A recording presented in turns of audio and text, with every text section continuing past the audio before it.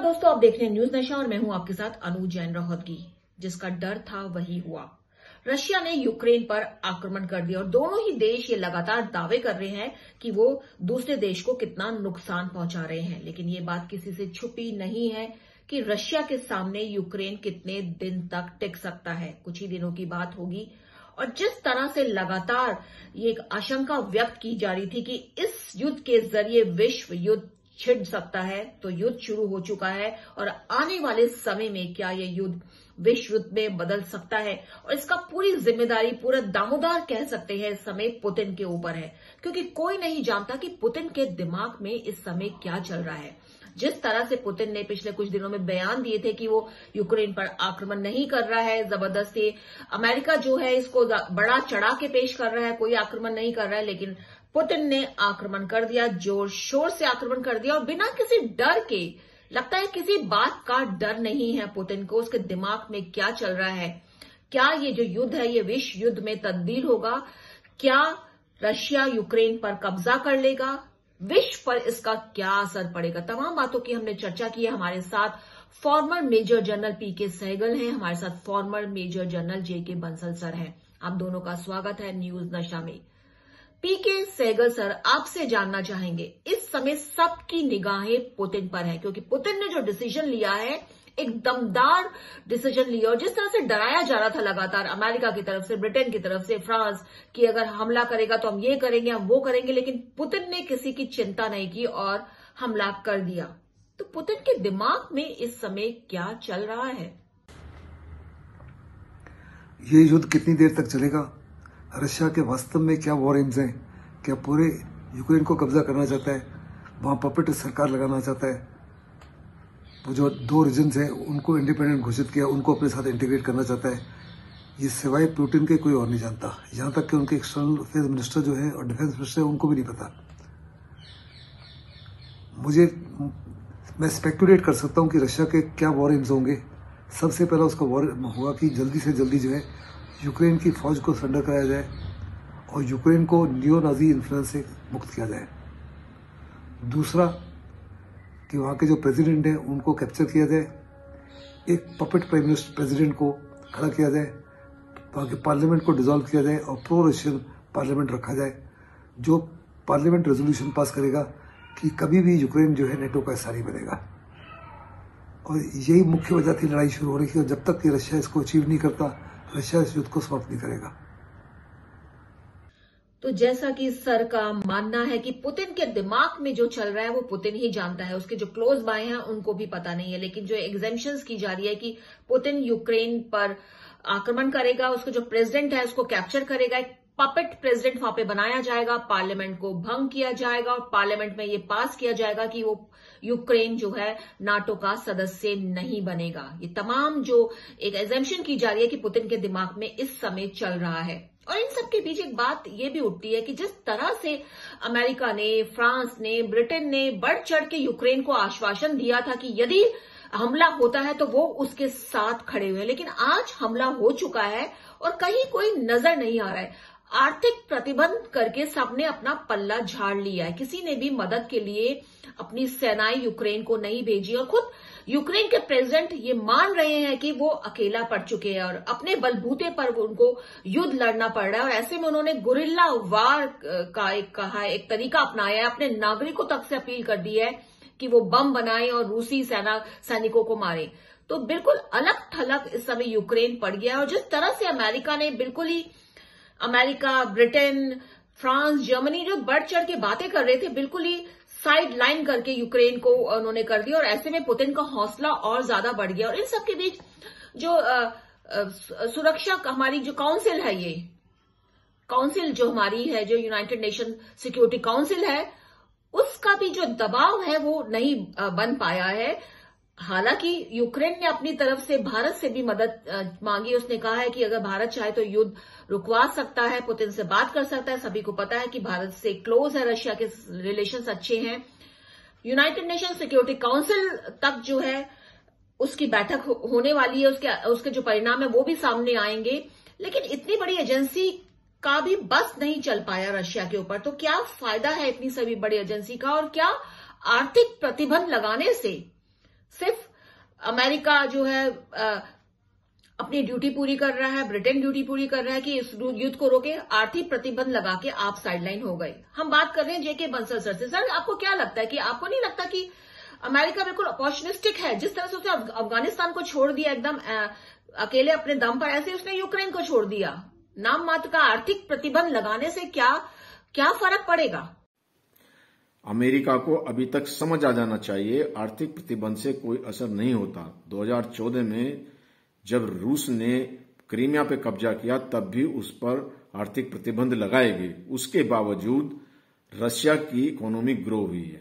America ने north Korea, Iran पर प्रतिबंध लगाए और तो और जब हिंदुस्तान ने न्यूक्लियर टेस्ट किया उस समय हिंदुस्तान के ऊपर भी प्रतिबंध लगाए गए। पुतिन अच्छी तरह से जानते हैं कि उनकी इकोनॉमी पे प्रतिबंध से कोई खास असर पड़ने वाला नहीं है, बल्कि इस समय तो उनका प्रॉफिट हो रहा है। तेल के दाम बढ़ने से उनको प्रॉफिट हो रहा है और वही प्रॉफिट ये युद्ध में लगा रहे हैं। इसके अलावा रूस के पास में $300 बिलियन का फॉरेन रिजर्व है, तो रूस इस चीज को भली भांति जानता है और प्रतिबंध से कोई फर्क पड़ने वाला नहीं है। जब तो अमेरिका ये प्रतिबंध अगर लगाने भी थे तो स्ट्रांग होने चाहिए थे। स्विफ्ट बैंक पर जो है कि फैसिलिटीज रूस के लिए बंद करनी देनी चाहिए।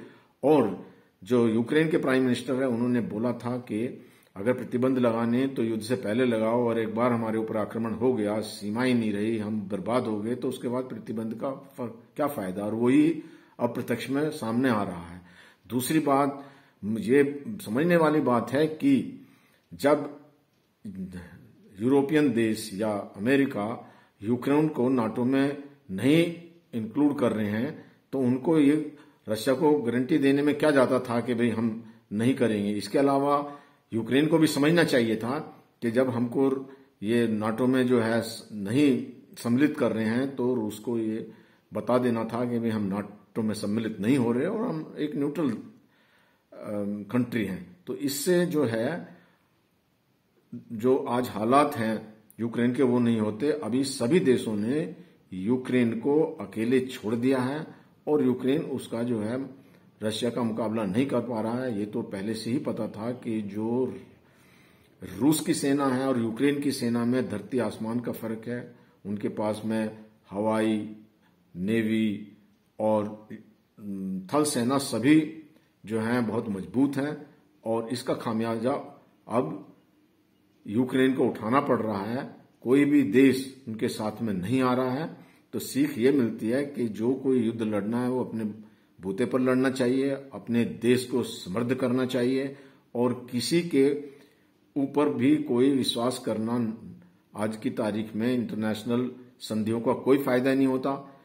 दो जो ये संधि है, एक की थी 1994 5 दिसंबर को, जिसमें अमेरिका, रूस और यूके ने साइन किया था कि यूक्रेन की सॉवरेनिटी और इंटीग्रिटी पर कोई आंच नहीं आएगी और उस पर कोई हमला नहीं करेगा।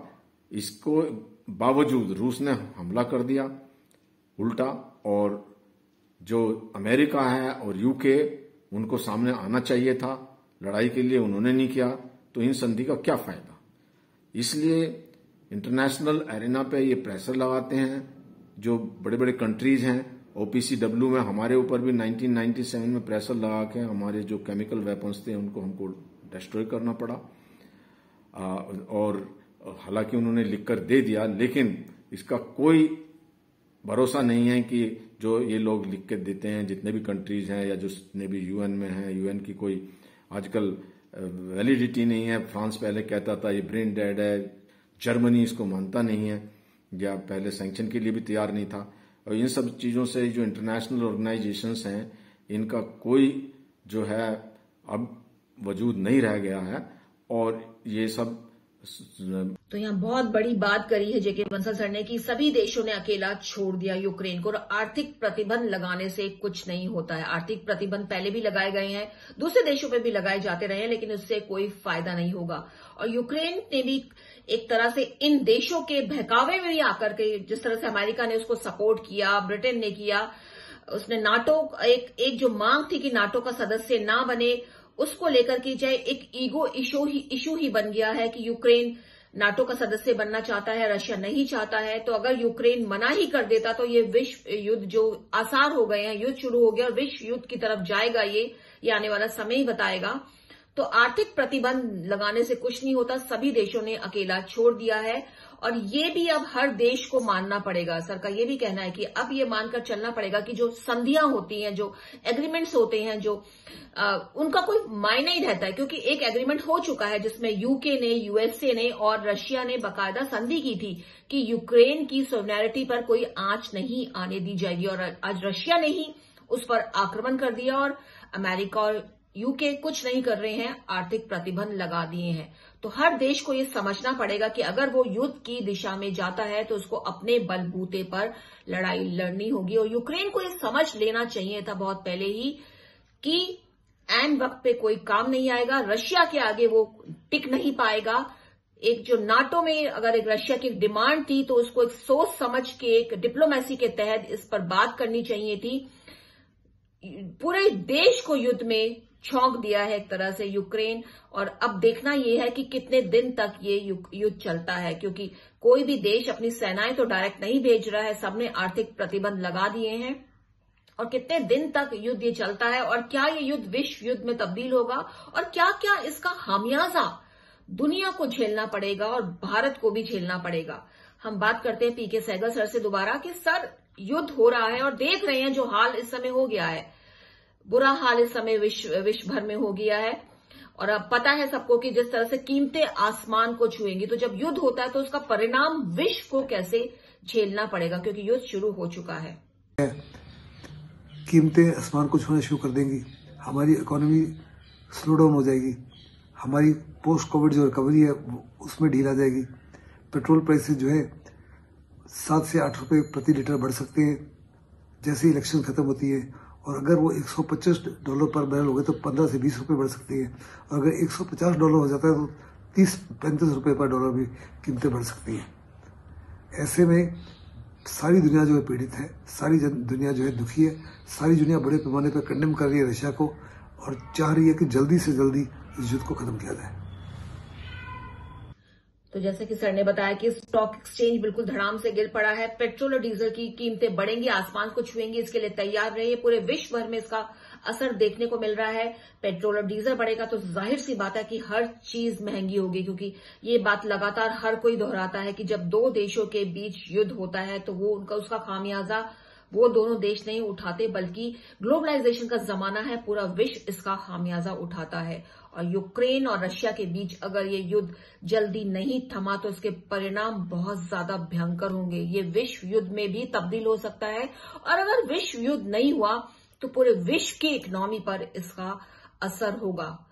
कोविड के बाद बहुत मुश्किल से सभी देशों की इकोनॉमी धीरे धीरे सुधर रही है, स्पेशली भारत की इकोनॉमी धीरे धीरे सुधर रही है, लेकिन जिस तरह से एक सेटबैक हुआ है, ये सेंसेक्स भारत में भी धड़ाम से गिर गया है। पेट्रोल और डीजल के दाम पहले से ही महंगे हैं और आने वाले समय में अगर और महंगे हों तो कोई सोचने वाली बात ही नहीं है, क्योंकि ये सब युद्ध के असर है। कोशिश चल रही है, यूनाइटेड नेशन सिक्योरिटी काउंसिल कोशिश कर रहा है और सभी देशों को मुझे लगता है और सभी एक्सपर्ट्स को लग रहा है कि बिल्कुल जोर से इस तरह से प्रयास होने चाहिए कि ये युद्ध लंबा ना खींचे। युद्ध शुरू हो चुका है, लेकिन इसको खत्म करने के पूरे प्रयास करने चाहिए। दोस्तों, न्यूज नशा के जरिए कोशिश रहती है ये, क्योंकि एक मुद्दा एकदम ज्वलंत मुद्दा है, छोटी सी बात जानने के लिए हर कोई चाहता है कि हमको पता चले, और हमारी कोशिश रहेगी अपने एक्सपर्ट्स के माध्यम से आपको आने वाले समय में भी कुछ आपको अपडेट्स देते रहें। इसलिए आप बने रहिए न्यूज नशा के साथ, आदत हर खबर की। और आप हमसे जुड़े रहने के लिए सब्सक्राइब करें YouTube पर, फॉलो करें Twitter पर और लाइक करें Facebook पर। और ज्यादा जानकारी के लिए आपको टाइप करना होगा सिर्फ न्यूज नशा।